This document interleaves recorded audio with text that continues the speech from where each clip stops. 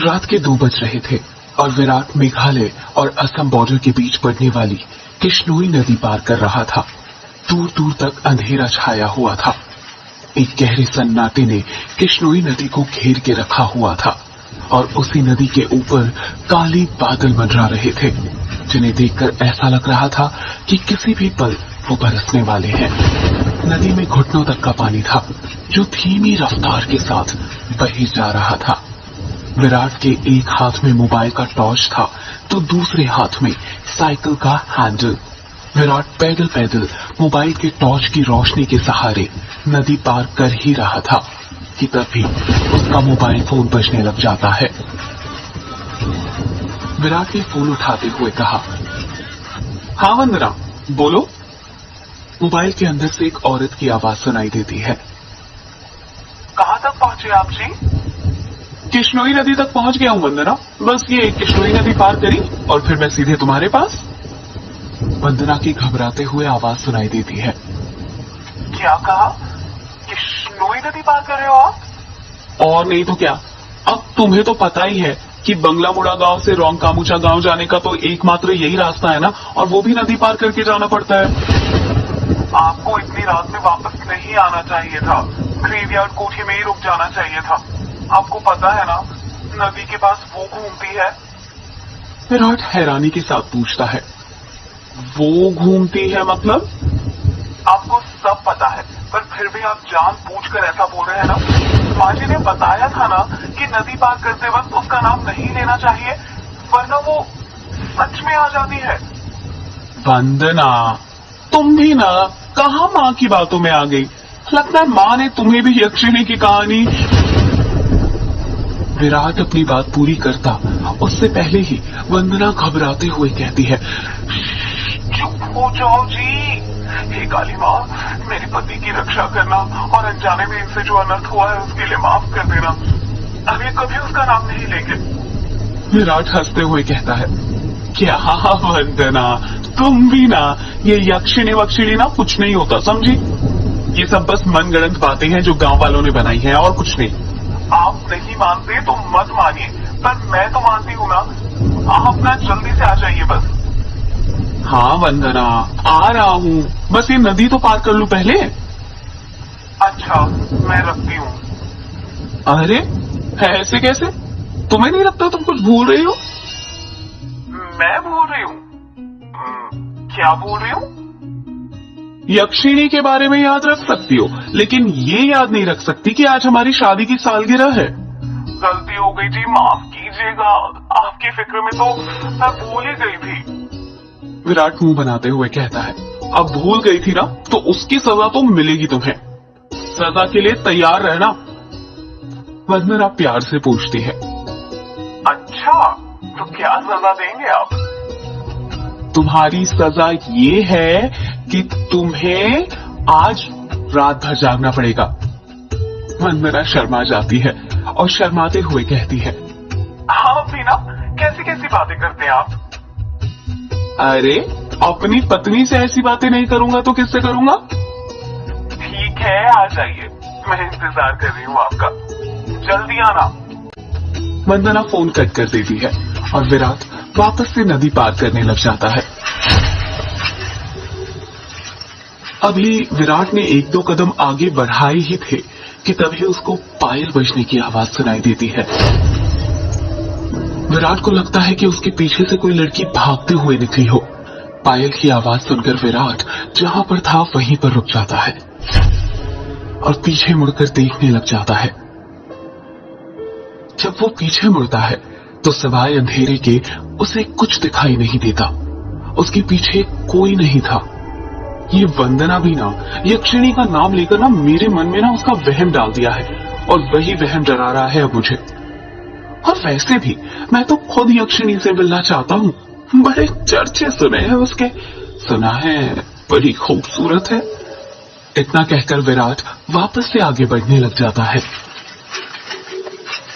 विराट मुश्किल से अभी 1-2 कदम ही चला था कि तभी उसे नदी के किनारे पर एक काला साया दिखाई देने लग जाता है। और उस काले साये को देखकर विराट के कदम अपने आप थम जाते हैं। साई को देखकर ऐसा लग रहा था कि जैसे वो विराट का ही इंतजार कर रहा था। काले साई के पास से पायल के बजने की आवाज और चमेली के फूल की खुशबू आ रही थी। विराट के हाथ पैर कपकपाने लग गए थे। विराट डरते हुए कहता है, कहीं वंदना की बातें सच तो नहीं थी? ये यक्षिणी तो नहीं? विराट उस साई को देखकर इतना डर गया था कि उसका पूरा चेहरा पसीने से लथपथ हो गया था। विराट के हाथ पैर ठंडे पड़ गए थे। उसका दिल जोरों से धड़कने लग गया था। उसे समझ नहीं आ रहा था कि वो क्या करे। विराट डरते हुए कहता है, कौन है वहां पर? कोई जवाब नहीं आता है। सन्नाटा अब भी छाया हुआ था। विराट अपने मोबाइल का टॉर्च उस काली साई पर मारने लग जाता है। जब उस टॉर्च की रोशनी उस काली साई पर पड़ती है तो विराट देखता है कि वो साया और किसी का नहीं बल्कि एक लड़की का था। नदी के किनारे पर एक बहुत ही खूबसूरत लड़की खड़ी हुई थी, जिसकी उम्र करीब 24 साल और लंबाई 5 फीट 2 इंच थी। उसकी लंबी सी गर्दन, गुलाबी से होंठ, बाल खुले हुए जो उसके कमर तक आते थे, उसका गोरा बदन और उसी गोरे बदन पर उसने काली साड़ी पहन रखी थी। वो लड़की किसी अप्सरा से कम नहीं लग रही थी। वो इतनी खूबसूरत थी कि कोई भी मर्द उसका रूप देखकर अपनी हदों को भूलकर उसकी बाहों में मदहोश होना चाहेगा। वो लड़की अपने हाथ से विराट को इशारा करते हुए अपने पास बुलाती है। उस लड़की को देखकर विराट भूल गया था कि यक्षिणी जैसी कोई चीज भी होती है। विराट अपनी साइकिल को वहीं पर छोड़ देता है और जल्दी जल्दी उस लड़की के पास जाने लग जाता है, जैसे उसके बदन में कोई आग लग गई हो। विराट उस लड़की के पास जाकर उससे धीरे से पूछता है, कौन हो तुम और यहाँ पर क्या कर रही हो? क्या नाम है तुम्हारा? लड़की अपने चेहरे पर मुस्कान लाते हुए कहती है, नाम में क्या रखा है? जो रखा है काम में रखा है। कैसा काम? लड़की विराट की आंखों में देखते हुए कहती है, वही काम जो तुम घर पर जाकर अपनी पत्नी के साथ करने वाले थे। तुम उसे आज रात भर जगाना चाहते थे ना? क्या तुम मुझे नहीं जगाओगे? उस लड़की की आंखों में एक नशा सा था, जिसे देखकर विराट सब कुछ भूल गया था। ऐसा लग रहा था जैसे वो उसके वश में आ गया हो। विराट भी उस लड़की की आंखों में देखते हुए कहता है, हाँ क्यों नहीं, मैं तुम्हें आज रात क्या कल परसों नरसों हमेशा जगा कर रखूंगा, कभी नहीं सोने दूंगा तुम्हें। इतना कहते ही विराट उस लड़की को अपने सीने से सटा लेता है और अगले ही पल दोनों नदी के रेत पर निर्वस्त्र पड़े हुए थे। दोनों के जिस्मों की गर्मी से रेत उनके शरीर पर चिपक गई थी। उस लड़की के बदन में से चमेली के फूलों की खुशबू आ रही थी। लड़की नीचे थी और विराट उसके ऊपर। विराट के माथे की पसीने की बूंदें ये साफ जाहिर कर रही थी कि वो थक चुका था और उसके बदन की सारी ताकत खत्म होने वाली थी। पर उस लड़की का चेहरा देखकर ऐसा लग रहा था जैसे अभी तो कुछ हुआ ही नहीं था।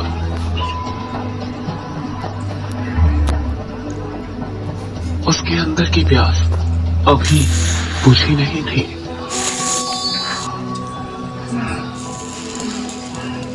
विराट अपनी चरमोत्कर्ष अवस्था में पहुंचने वाला था और कुछ ही पल में वो उस लड़की के बदन पर ध्वस्त होने वाला था। तभी उसकी नजर उस लड़की के वक्ष पर पड़ती है और वो देखता है कि उस लड़की के वक्ष पर धीरे धीरे झुर्रियां आने लग गई थी। उसके हाथ पैरों की नसें बाहर निकलने लग गई थी। उसके बाल काले से सफेद होने लग गए थे। देखते ही देखते वो लड़की अचानक से बूढ़ी औरत में तब्दील हो जाती है। ये सब देखकर विराट की आंखें फटी की फटी रह गई थी। उसका गर्म बदन अचानक से ठंडा पड़ गया था। विराट कांपते हुए कहता है, कौन हो तुम? वो लड़की धीरे से कहती है, मैं यक्षिणी, तेरी मौत। ये सुनकर विराट के रोंगटे खड़े हो जाते हैं और वो झट से उससे दूर हटने लगता है। पर उसी वक्त यक्षिणी उसे अपने दोनों हाथों से पकड़ लेती है और कहती है, अभी कहाँ जा रहे हो प्रियतम? मेरी प्यास अभी बुझी नहीं है। तुम तो मुझे कल, परसों, नरसों हमेशा तक जगाना चाहते थे ना? क्या हुआ? थक गए या डर गए मेरा असली रूप देखकर? विराट उसका खौफनाक चेहरा देखकर इतना डर गया था कि कुछ भी नहीं बोल पा रहा था। उसको यक्षिणी की आंखों में खुद की मौत नजर आ रही थी। यक्षिणी गुस्से में कहती है, वासना की प्यास में तू ये भूल गया कमीने कि तेरी पत्नी वंदना तेरा घर पर इंतजार कर रही है और तुम यहाँ पर मेरे साथ। तुम मर्द कभी एक स्त्री से प्यार नहीं कर सकते।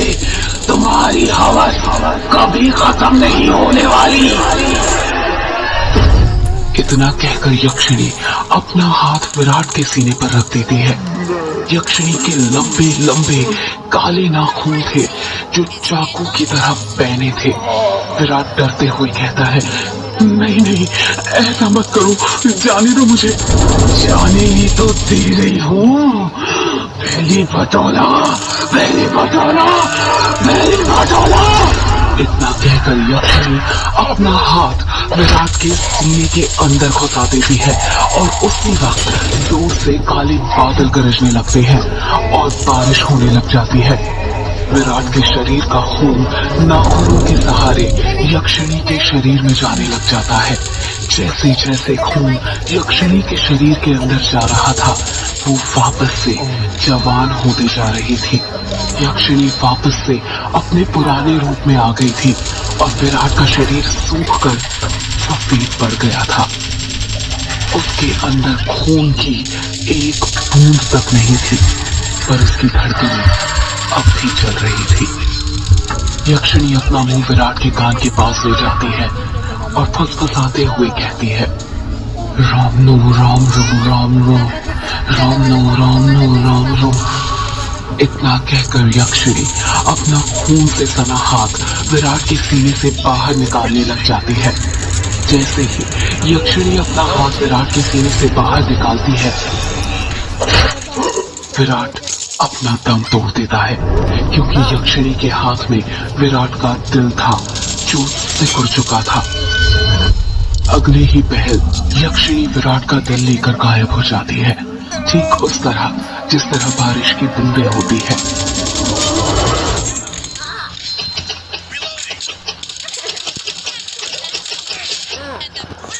टाइपराइटर की बटन दबने की आवाज सुनाई दे रही थी। एक आदमी जो कि कोट पैंट पहना हुआ था, एक बंद कमरे में सफेद टाइपराइटर के ऊपर कहानी टाइप कर रहा था। उस आदमी ने बड़ा सा गोल चश्मा पहना हुआ था। कमरे के अंदर चारों तरफ बुक शेल्फ रखी हुई थी, जिनमें करीब 1000 से भी ज्यादा किताबें जमी हुई थी। टेबल के ऊपर ही एक एश ट्रे थी, जिसमें कुछ आधी जली तो कुछ पूरी जली सिगरेट और ऐश रखी हुई थी। लेखक खुद से कहता है, चलो ये भाग तो पूरा हुआ, अब दूसरे भाग में वंदना अपने पति की मौत का बदला लेगी, साथ में यक्षिणी के अभिशाप का पता भी लगाएगी और उसे ना इस अभिशाप से मुक्ति दिलाएगी। रीडर्स को बहुत दुख होगा विराट की मौत से, पर क्या करे, मौत होगी तभी तो हॉरर कहानी आगे बढ़ेगी ना। इतना कहकर लेखक एक सिगरेट जलाता है और उसके कश खींचते हुए अपने मोबाइल से किसी को फोन करने लग जाता है।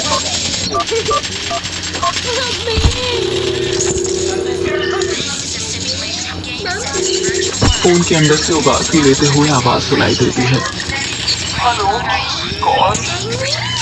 हेलो जगदीश, वो मैं बोल रहा था कि कहानी तैयार हो गई है। अच्छा सर, आप हैं? क्या कहा आपने? कहानी तैयार हो गई? ये तो बहुत अच्छी बात है सर। सर बुरा मत मानिएगा सर, ये बात आप मुझे सुबह भी तो बता सकते थे। इतनी रात में कॉल करने की क्या जरूरत थी? लेखक सिगरेट का कश खींचते हुए कहता है। क्या कहा? इतनी रात में?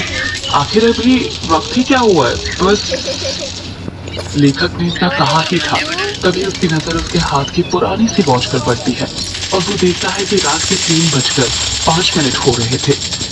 लेखक अपनी गलती महसूस करते हुए कहता है, अरे 3 बज गए, इतनी रात हो गई और मुझे तो पता भी नहीं चला। मुझे तो लगा अभी 9-10 ही बज रहे होंगे। कोई बात नहीं सर, मैं समझ सकता हूँ। आप इतनी ललन के साथ इतनी कहानी लिखते हैं कि आपको वक्त का एहसास ही नहीं होता। हाँ ये तो है। देखना, जब ये किताब आएगी ना तो लोगों के रोंगटे खड़े हो जाएंगे। रात रात भर जाग कर ये कहानी लिखी है मैंने। वो तो होनी ही है सर। आखिर आपकी कहानी में जान होती है, इतनी जान की सोए हुए मुर्दों को भी जगा दे और उनको भी कहानी सुनने के लिए मजबूर कर दे। वैसे अभी जो कहानी आपने लिखी है उसका नाम क्या है? इस कहानी का नाम है यक्षिणी एक डायन। मोबाइल के अंदर से हैरानी के साथ आवाज सुनाई देती है। क्या कहा सर? यक्षिणी? हाँ यक्षिणी। क्या हुआ, तुम इतना शॉक्ड क्यों लग रहे हो?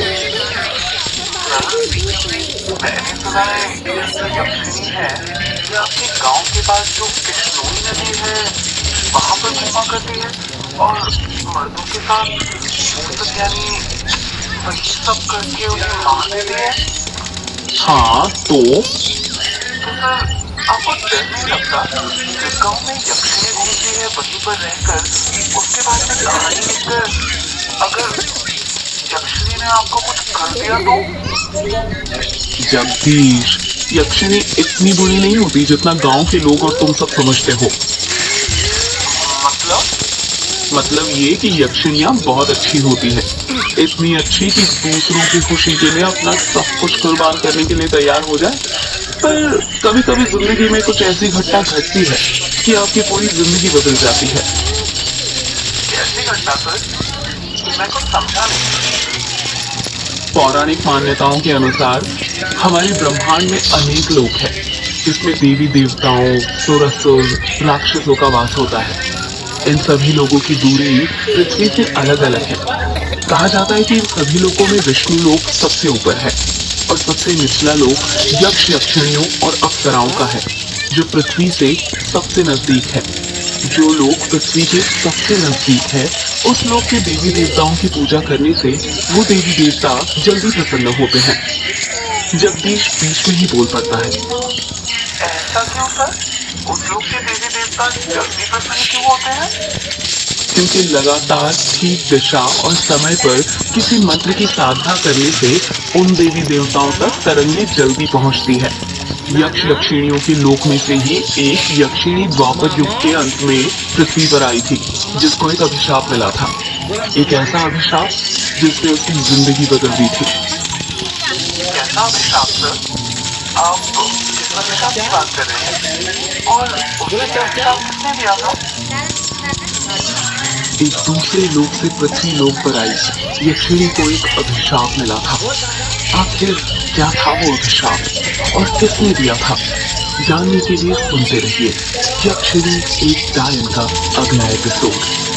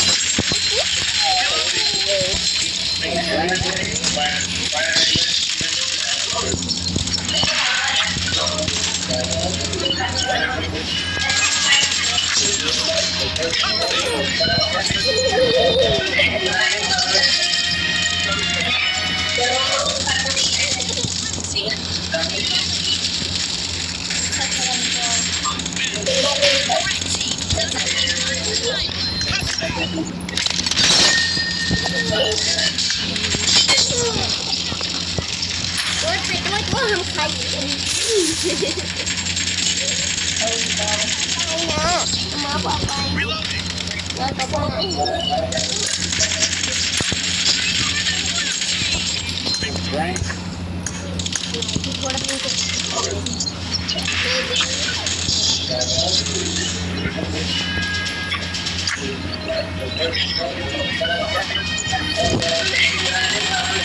अरे यार अरे इधर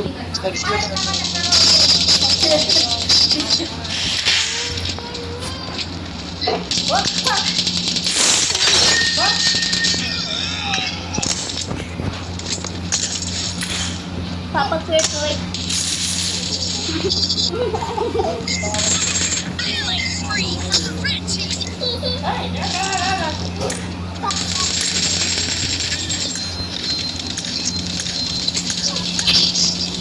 लाना ये सारा कुछ कर लाना और आज अलग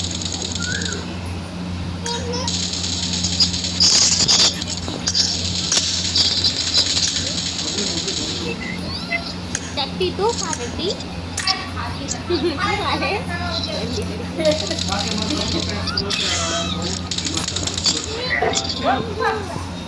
खा ले